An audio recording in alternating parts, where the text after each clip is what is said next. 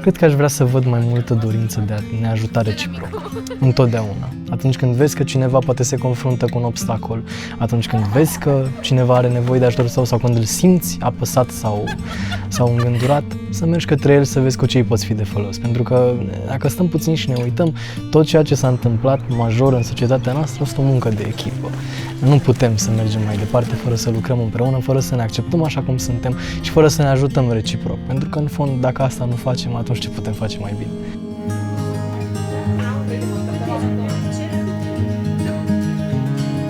De la început până acum, cred că am evoluat mult în exprimare și în punerea ideilor în practică. Adică, înainte, dacă aveam o idee, nu prea știam ce să fac cu ea. Pentru că, pur și simplu, mi se părea că nu e ceva important. Dar de aici am învățat să dau importanță la tot ce am înăuntru și asta se poate dezvolta în ceva imens, care poate să deschide ochii și altora, poate. Și mă bucur dacă pot să-i ajut. Când voi susține un discurs, voi fi mult mai sigură pe mine și o să vorbesc mai clar, ca să mă înțeleagă toată lumea, să fiu foarte atentă la ceea ce vreau să transmit, să fiu cât mai specifică.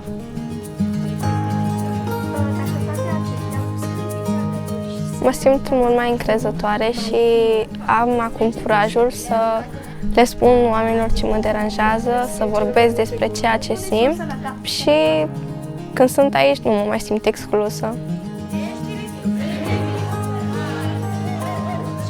De când am intrat în bordul elevilor, simt că pot face mai multe activități pentru colegii mei de la școală și că pot să mă integrez între alți oameni dacă, de exemplu, merg pe undeva prin străinătate, să nu mai am emoții dacă vreau să vorbesc cu cineva. Regula pe care aș dori eu să o urmeze toată lumea este că dacă cineva face lucruri diferite, asta nu înseamnă că face și greșit. Înseamnă că face bine, dar în stilul lui. Poate mai repede, poate mai încet, dar în stilul lui și o face extraordinar de bine.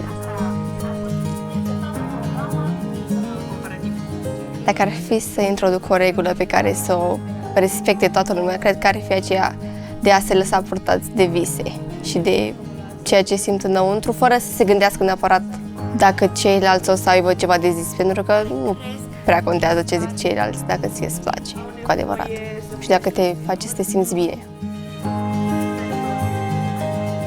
Eu m-am uitat la ei și cred cu tărie că în nu foarte mult timp comunitățile lor o să se schimbe, pentru că o să ia atitudine cu orice problemă pe care o văd. Pentru că aici au învățat cum să pună problema, au învățat cum să găsească soluții și, mai important, au înțeles că trebuie să se implice.